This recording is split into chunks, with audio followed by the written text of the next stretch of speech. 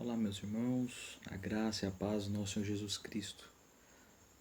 No nosso estudo, nesse momento de estudo que teremos, nosso intuito então é falar sobre ansiedade e nos questionarmos se de fato nós estamos tratando de ansiedade como uma doença ou fruto de um coração pecaminoso. É um questionamento importante para que nós possamos distinguir se aquilo que muitas pessoas vêm sofrendo ao longo dos tempos é de fato uma questão fisiológica, é um problema da situação em que o homem vive, ou se de fato isso é fruto de um coração pecaminoso. Por esse motivo, então, convido você para que abra sua Bíblia no Evangelho de Mateus, no capítulo 6, dos versículos 25 a 34. Texto cujo qual vai falar exatamente sobre como o crente ele deve reagir frente à ansiedade e às preocupações corriqueiras do dia a dia. Por isso, então, façamos a leitura deste texto cujo qual Mateus faz a sua narrativa dizendo: Por isso vos digo, não andeis ansiosos pela vossa vida, quanto ao que haveis de comer ou beber, nem pelo vosso corpo, quanto ao que haveis de vestir. Não é a vida mais do que o alimento? E o corpo mais do que as vestes? Observai as aves do céu, não semeiam, não colhem, nem ajuntam em celeiro. Contudo, vosso Pai Celeste a sustenta. Porventura não valeis vós muito mais do que as aves? Qual de vós, por ansioso que esteja, pode acrescentar um côvado ao curso de sua vida? E por que andais ansiosos quanto ao vestuário? Considerai como crescem os lírios do campo, eles não trabalham nem fiam. Eu, contudo, vos afirmo que nem Salomão, em toda a sua glória, se vestiu como qualquer um deles. Ora, se Deus veste assim a erva do campo, que hoje existe e amanhã é lançada no forno, quanto mais a vós outros, homens de pequena fé? Portanto, não vos inquieteis, dizendo: que comeremos, que beberemos, ou com que nos vestiremos?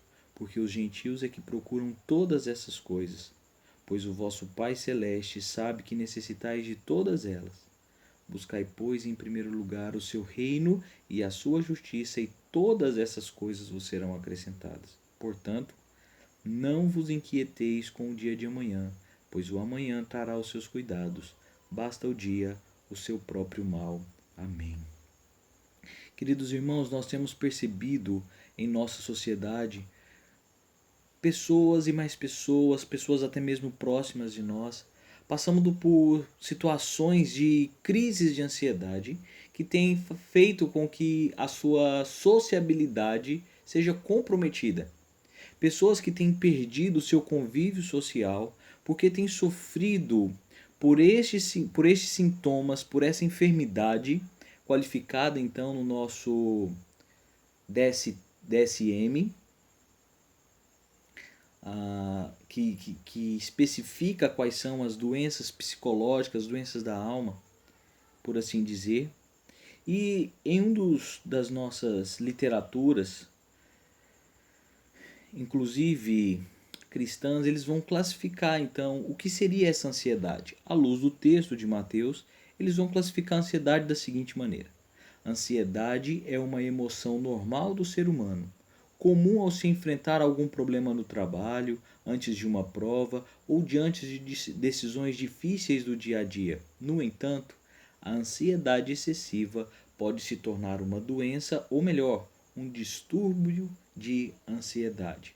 O que nós estamos tratando aqui, queridos irmãos, é acerca não daquele sentimento de que quando vamos encontrar a nossa esposa no altar e sentimos aquela ansiedade, aquela sensação gostosa.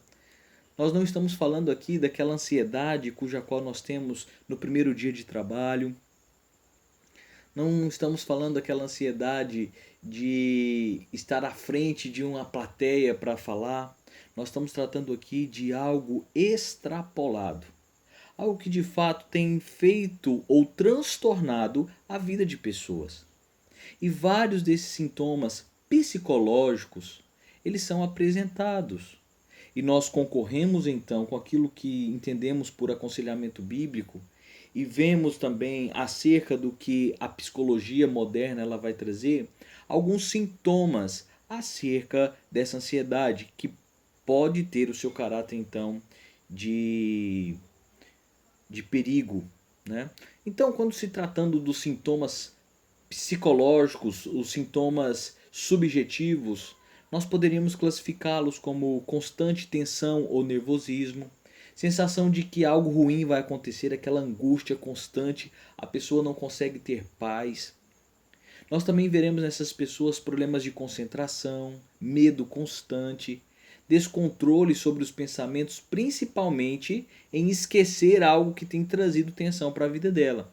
São sinais claros de ansiedade, preocupação exagerada com a realidade, com as coisas que têm acontecido no dia a dia, problemas para dormir, irritabilidade, agitação de braços e pernas no sentido de não conseguir, de inquietude.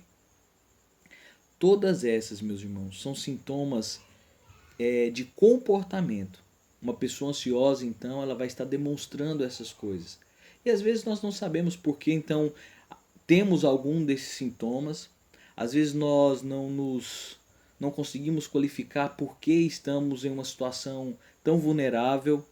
E sim, nós temos aqui uma lista de sintomas psicológicos, sintomas da mente, que podem demonstrar que nós possamos estar ansiosos. Mas existem também demonstrações físicas. Além dessa agitação de braços e pernas, muitas pessoas relatam dor ou aperto no peito, uma arritmia cardíaca, respiração ofegante ou falta de ar, uma sudorese excessiva, pessoas com tremores no seu corpo, nas mãos ou de forma generalizada, boca seca, mãos e pés frios ou suados, náusea, tensão muscular, dor de barriga ou diarreia. São sintomas então que extrapolam, que são externalizados pelo corpo. Neste domingo, cujo qual se refere esse estudo, nós estaremos também meditando ou expondo o Salmo 32. E o Salmo 32, ele corrobora para isso que nós estamos falando aqui.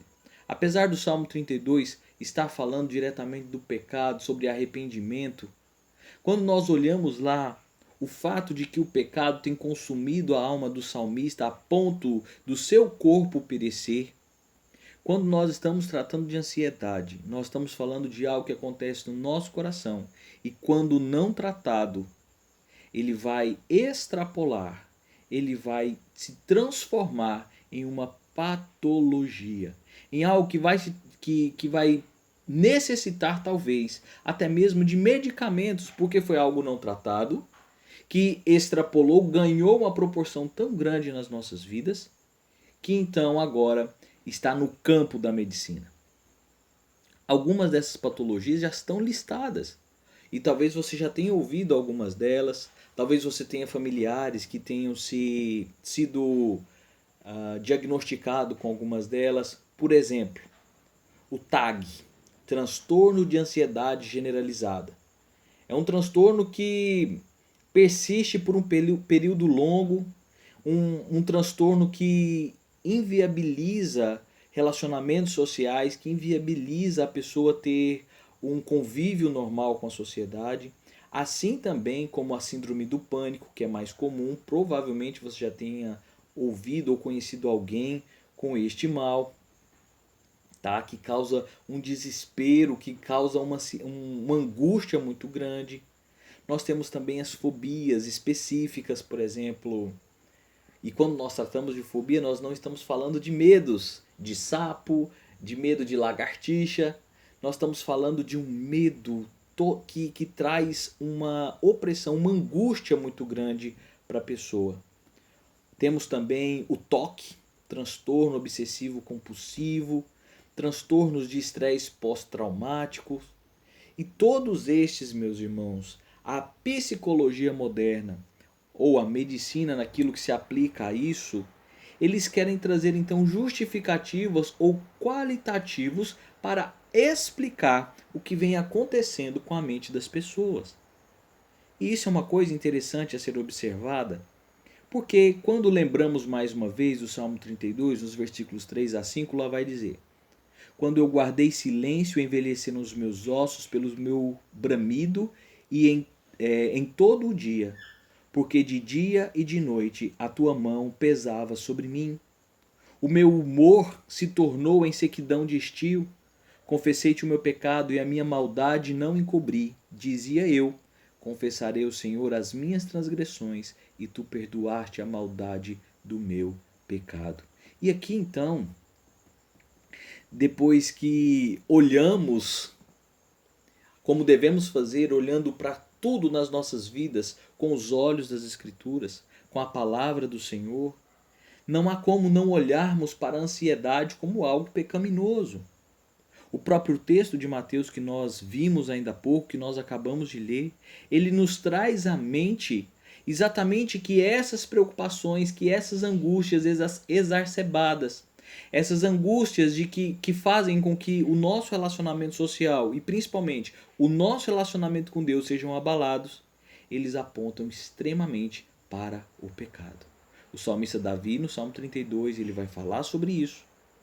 Mas quando olhamos então para as Escrituras ou para alguns comentaristas que tratam acerca disso, nós vamos ver, por exemplo, o Collins dizendo: a ansiedade como aflição e angústia surgem quando damos as costas para Deus, pegamos os nossos fardos e consideramos, pelo menos nas nossas atitudes e gestos, que temos que resolver nossos problemas sozinhos. Em vez de reconhecermos a soberania e o poder de Deus e de buscar o seu reino e a sua justiça em primeiro lugar. Muitos de nós caímos nas presas do pecado de confiar em nós mesmos e de nos preocuparmos com as pressões que a vida nos impõe. Então nós temos que olhar para a ansiedade como uma preocupação realista com as coisas que nos cercam e também a ansiedade como uma aflição. E quando olhamos para o texto que lemos sobre não andar ansiosos com o que vestiremos, com o que comeremos, com o que irá acontecer, nós precisamos confiar na soberania do Senhor. E o que é essa soberania? É exatamente o ato do Senhor ser poderoso, o ato de Deus governar todas as coisas através do quê? Da sua providência. Sei que a igreja tem estudado acerca da confissão de fé e provavelmente vocês já tenham passado ou passarão no estudo acerca do que é a providência, o que essa providência proporciona para o homem. E a resposta é muito simples: tudo. Todas as coisas são providenciadas por Deus para que nós sejamos supridos em todas as áreas. Paulo, escrevendo ao Timóteo, vai dizer sim, essa escritura, essa palavra é suficientemente útil para todas as áreas da sua vida. Por isso, quando voltamos os olhos para a nossa confissão de fé, no capítulo 5, na primeira sessão, lá vai dizer o seguinte: pela sua muito sábia providência, segundo a sua infalível presciência e o livre e imutável conselho da sua própria vontade, Deus, o grande Criador de todas as coisas, para louvor da sua glória, da sua sabedoria, poder, justiça, bondade e misericórdia, sustenta e dirige, dispõe e governa todas as suas criaturas, todas as ações e todas as coisas, desde a maior até a menor. E o que são essas obras da providência? Da mesma forma que a confissão de fé nos lembra acerca disso no capítulo 15, no capítulo 5, nós temos lá no nosso breve catecismo, na pergunta 11, dizendo quais são essas obras da providência de Deus.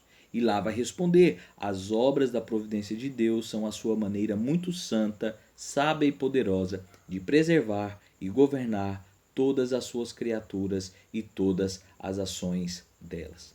Quando nós estamos tratando então de ansiedade, de crises excessivas de ansiedade, nós estamos tratando sim de um pecado de falta de confiança neste Deus provedor.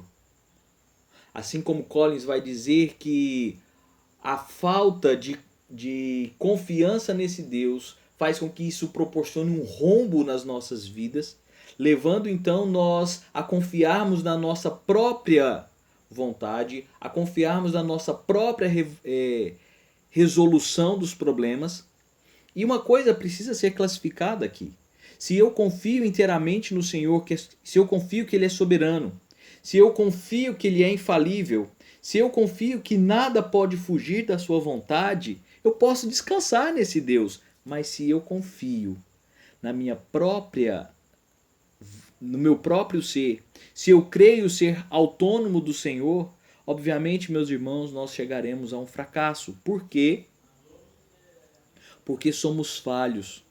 Porque nós somos dependentes desse Deus. Porque nós dependemos da providência dele, do cuidado dele, para que possamos ter então um bem-estar. Quando nós não confiamos neste Deus, quando confiamos somente na nossa própria vontade, com certeza nós estaremos fadados ao fracasso. Então poderíamos observar dois aspectos da providência. A sua preservação de todas as coisas, e nós podemos observar isso no Salmo 36, principalmente no versículo 6. E também poderemos observar outro aspecto, que é o seu governo de todas as coisas. Poderíamos classificar muito bem a providência de Deus nessas duas questões. Deus preserva todas as suas criaturas. E observamos isso a partir do pacto feito com Noé, o pacto da preservação, onde Deus então vai dizer que a partir daquele momento ele vai cuidar, como já vinha cuidando, mas que a partir daquela aliança ali estabelecida com Noé, ele cuidaria, ele proporcionaria tudo que o homem necessitasse. E quando falamos de preservação de todas as coisas, precisamos também remeter a antes de Noé, quando falamos de Adão. Lembrem-se de Adão no Éden e se atentem para os dias criacionais. Como Deus fez e separou cada dia. Como Deus pensou na necessidade do homem, quando finalmente então ele estabelece o homem. Mas antes disso, o homem já tinha tudo o que lhe era necessário. E quando lhe faltou uma companheira idônea, o Senhor a formou a partir da sua própria carne. Todas as coisas foram providenciadas para que o homem tivesse as suas necessidades supridas. Se eu não entendo que Deus preserva todas as coisas, eu vou entrar em pânico. Se eu não creio que Deus vai preservar tudo aquilo que Ele criou para a honra e glória do seu próprio nome, aquele castelo de cartas criadas na minha mente, ele irá desmoronar. Mas se eu entendo que Ele governa todas as coisas, como diz também em Salmo 67, no versículo 4, que Ele é o regente de tudo, mas para que eu creia e descanse que Ele governa todas as coisas, eu preciso entender que Ele é um Deus soberano, que Ele é um Deus eterno, que Ele é um Deus sábio, que Ele é um Deus providente, é um Deus que não nos deixa faltar nada. E a partir do momento então que isso se torna claro às nossas mentes, eu tenho paz. Porque o mundo vive ansioso? Porque as pessoas vivem em situação de desespero? Eles não conhecem ao Deus Salvador. Eles não conhecem o Deus providente. E por não conhecer este Deus, eles realmente precisam estar em desespero, porque a ausência desse conhecimento mostra e faz com que o homem ímpio dependa somente de si. E mesmo não conhecendo a Deus, ao olhar no espelho, o homem é totalmente ciente de que ele é deficiente. Que ele não pode suprir as suas próprias necessidades, se não for a mão do Senhor. Turrentini, quando vai falar acerca da providência de Deus, ele vai fazer uma lista, um tanto quanto longa, acerca de como nós poderíamos provar a providência de Deus para conosco. Então ele apresenta 9 pontos. O primeiro é, com base na natureza e no consenso das nações. A forma como Deus criou todas as coisas, a natureza, os animais, o mar. Estou aqui esses dias desfrutando do mar do Maranhão, coisa magnífica, só poderia ser criado pelo próprio Deus. E a forma como Turrentini fala de como Deus organiza, como as nações vivem de forma organizada. Podem até não viver em paz, mas vivem de forma organizada. Turrentini atribui isso sim à providência de Deus para que a humanidade viva sobre um sistema mínimo de regência. Turrentini também diz que podemos provar a providência de Deus com base nas escrituras sagradas. Não há nada mais espetacular, meus irmãos, do que aquilo que é apresentado nas escrituras sagradas. A forma como a Bíblia é entregue e é revelada a nós é algo espetacular. E sim, a providência de Deus é revelada ali, porque ali nós temos o conhecimento necessário para a nossa salvação em Cristo Jesus. Porque a partir das escrituras sagradas é que nós vamos buscar consolo na hora de dificuldade, para que possamos entender o que é essa providência do Senhor e para que possamos mortificar essa ansiedade excessiva dos nossos corações. Ele também vai atribuir a natureza de Deus, os atributos maravilhosos do Senhor. E graças a Ele, graças a esse conhecimento e esse descanso nos seus atributos, no seu conhecimento, é que nós podemos ter paz. Com base na natureza das coisas criadas, com base na harmonia e ordem do mundo, com base nas profecias cumpridas nas Escrituras, com base nas suas bênçãos e juízos e com base na consciência que o crente então adquire. São provas de que Deus age através da sua providência. Mas por que então deveríamos confiar e descansar no Senhor? O que seriam então as obras da sua providência?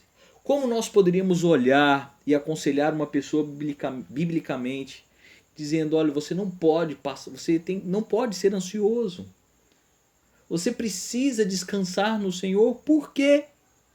Essa pessoa precisaria descansar no Senhor. Quais são as provas que você poderia dar a essa pessoa e dizer: olha, você tem que descansar nesse Deus? Por quê? As Escrituras declaram que este Deus maravilhoso que nós servimos, Ele exerce controle sobre todas as coisas. Ele exerce controle sobre o mundo físico em geral. Nós vemos a declaração de Jó lá no capítulo 37, no versículo 6, quando Jó vai fazer suas lindas declarações acerca do Senhor, quando ele vai reconhecer que é Deus quem conduz e quem rege, que determina todas as coisas. Porque Ele é quem controla isso, meus irmãos, é que nós devemos confiar. E quando nós não confiamos nesse Deus, sim, nós temos crises de ansiedade. E se você, por acaso, está passando por um momento assim na sua vida, você precisa se questionar em que aspecto da sua vida você não tem confiado em Deus. Por que você tem tido repetidas crises de ansiedade? O que tem startado isso na sua vida? Olhe para o fundo da sua alma, meu irmão, e veja se em algum momento da sua jornada ou da sua caminhada você não tem reconhecido que Deus, Ele opera sobre esse mundo físico que nós vemos. Ele opera, Ele controla a criação bruta, como o Salmo 104, no versículo 21 e 27, do 21 ao 27, vão dizer que todas as coisas, animais selváticos, que tudo que foi criado, essa criação até que muito desconhecida por alguns, tudo está sob esse controle. Aqueles animais no fundo do mar que nós nunca vimos, aquelas bactérias que existem no nosso intestino, sim, aquilo faz parte da providência de Deus. Para o bom funcionamento do nosso corpo, Deus pensou em todas as coisas. Deus controla as atividades gerais dos homens, por isso nós devemos confiar e descansar nele. É Ele quem proporciona os nossos matrimônios, é Ele quem proporciona os nossos relacionamentos entre os nossos irmãos, é Ele quem proporciona o relacionamento em família, o relacionamento como cidade de São Luís, por exemplo. É Ele quem coloca o governador, o prefeito, os vereadores. Todas as nossas atividades são geridas por esse Deus. Nós olhamos o que Deus fez com Daniel. Você pode olhar no capítulo 2, versículo 20 a 22, as declarações, o que Daniel passou, como Daniel testemunhou a sua fé. Não era para Daniel ter entrado em um colapso nervoso, uma crise de ansiedade, quando seria então censurado por fazer algo que era muito agradável aos seus olhos, que era orar ao Senhor. Mas o relato bíblico não nos mostra que ele agiu com ansiedade. Na verdade, ele agiu com mais afinco nas suas orações. E o Senhor respondeu. E o Senhor o abençoou.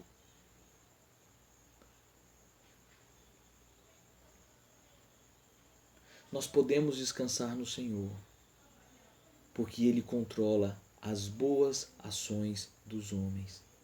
E lembrem-se que essas boas ações elas só podem ser feitas por aqueles que estão no Senhor. Essas boas obras elas são proporcionadas pelo próprio Deus, para que nós possamos, através daquilo que fazemos, agradar, glorificar, exaltar o nome do Senhor. E a pergunta volta para nós. Se estamos tendo crises de ansiedade, será que estamos tendo ações e atitudes que glorificam o nome do Senhor? Se estou tendo crises de ansiedade, será que eu estou descansando totalmente nesse Deus que criou todas as coisas, que governa todas as coisas, que dirige todas as coisas? O mesmo Deus que colocou o sofrimento em nós, porque tudo está debaixo das suas mãos. Ou por acaso que você acha, ou você ainda acredita, que todas as situações de dificuldade são obras de Satanás na sua vida? Será que você está isento de passar por momentos de dificuldade, de grandes tribulações ou sofrimentos? Porque se esse é o caso, meu irmão, você deve se achar muito melhor do que o próprio Cristo, que sendo Deus se humilhou e desceu à terra para habitar entre nós, se entregar ao matadouro. Se isso não é um sofrimento, o abandono que Cristo sente e sofre por parte do Pai e de seus discípulos, naquele momento crucial, quando Deus o abandona para que então a justiça fosse executada sobre a sua pessoa. Se Cristo não sofreu, eu não sei o que é sofrimento. Talvez você esteja achando que o seu sofrimento é maior que o de Cristo. Talvez você tenha se esquecido desse processo de humilhação do Senhor. E por isso tem comparado e achado que o seu problema é tão grande que você tem o direito sim de sofrer, de se lamentar, de se prostrar. Olhe para a cruz de Cristo. Veja o que Ele fez por você. E como então nós temos exemplos e mais exemplos do nosso Salvador, de como nós podemos descansar na sua proteção. A maior ansiedade que nós poderíamos ter é se nós não soubéssemos para onde iríamos. Ou se tivéssemos a certeza de que uma vez que o pacto foi rompido no Éden, a aliança foi rompida e então o homem agora era merecedor do inferno. Se nós tivéssemos essa certeza que não havia jeito, porque o salário do pecado é a morte, isso deveria causar angústia às nossas vidas, porque o nosso maior problema é o inferno. Uma vez rompido o pacto com Deus, é o que nós merecemos, o inferno. Mas através do sacrifício de Cristo Jesus, porque Ele morreu por nós naquela cruz, hoje nós somos lavados, resgatados. Então o maior problema que nós poderíamos ter nessa vida foi resolvido na cruz. Fomos restaurados, não somos mais inimigos, agora somos filhos de Deus. E agora todas as coisas cooperam para o bem daqueles que o amam. Nós o amamos, nós agora somos filhos, nova criatura, a não ser que você ainda não tenha tido esse encontro com o seu Salvador. A menos que a única forma que você pode não confiar ou não descansar no Senhor é se você não entendeu quem Ele é. E você vive uma sensação de profunda tristeza, de medo, de angústias, de temor, porque você não conhece o Deus da sua salvação. O Deus que proporciona alegria, esperança E por fim, salvação, que restaura as nossas vidas, que restaura o nosso humor uma vez ofendido pelos problemas e atribulações do dia a dia.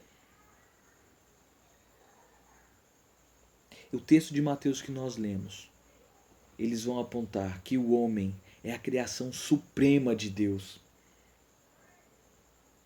Olhem, os lírios do campo são tão belos.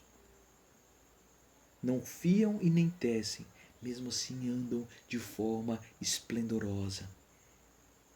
Nós somos a criação suprema de Deus. Isso aqui não é uma doutrina, uma teologia de autoajuda ou uma teologia em que quer enfatizar o quanto você é especial. Você é um miserável, um pecador que merecia o inferno e foi resgatado por graça por Cristo. Mas nós fomos feitos à imagem e semelhança de Deus e por isso precisamos refletir isso. E por isso, crises de ansiedade não condizem com a vida de alguém que goza a graça e a salvação em Cristo Jesus. Nós somos criação suprema de Deus, feitos em imagem e semelhança do Senhor. E por isso então nós precisamos refletir essa confiança. O texto de Mateus também nos diz: Deus mostra a sua providência ao homem espelhada no restante da criação. Da mesma forma que ele cuida das árvores, proporcionando tudo o que elas precisam. Da mesma forma que Deus cuida dos animais, proporcionando tudo o que eles precisam. Deus nos proporciona tudo o que nós precisamos. E aquilo que nós mais precisávamos foi suprido por Cristo. Se você precisa de um carro, isso é supérfluo. Se você precisa de uma casa, isso já é benefício, porque você era um morto nos seus delitos e nos seus pecados. E agora você tem vida. Isso lhe foi imputado. Isso lhe foi dado por graça. E era isso que você precisava. Voltar à vida. E essa vida foi conquistada em Cristo naquela cruz. E quando eu entendo então que eu sou a obra máxima do Senhor, criação máxima, espelhado, feito à imagem e semelhança de Deus. E que se Deus cuida do restante da natureza que é secundário e que Ele cuida também de mim, eu vou entender que o meu fim é glorificar e gozar a Deus para todo sempre. Por isso no versículo 33 vai dizer: buscai, pois, em primeiro lugar o reino de Deus e a sua justiça, e todas as coisas vos serão acrescentadas. Quando Mateus está dizendo isso, meus irmãos, é para que nós deixemos de nos preocupar com coisas que não são essenciais. Nós não fomos feitos para morar nas melhores casas. Nós não fomos criados simplesmente para ocupar os melhores empregos disponíveis no mercado. Nós não fomos criados para casar com a pessoa mais bela da face da terra. Nós fomos feitos para glorificar o nome do Senhor, para buscar primeiramente a sua justiça. Por isso, não permita que a sua ansiedade, que desagrada ao Senhor, afete a sua fé. A ansiedade desagrada ao Senhor, pois demonstra nossa falta de confiança em sua providência e evidencia nossa falta de fé no nosso Salvador. Que possamos confiar e buscar mais e mais o Senhor, e que nenhuma dessas síndromes possa nos atacar, mas que tenhamos a nossa fé e a nossa alegria renovada dia após dia. Que o Senhor nos restabeleça e nos dê cada dia mais a alegria da salvação. Amém.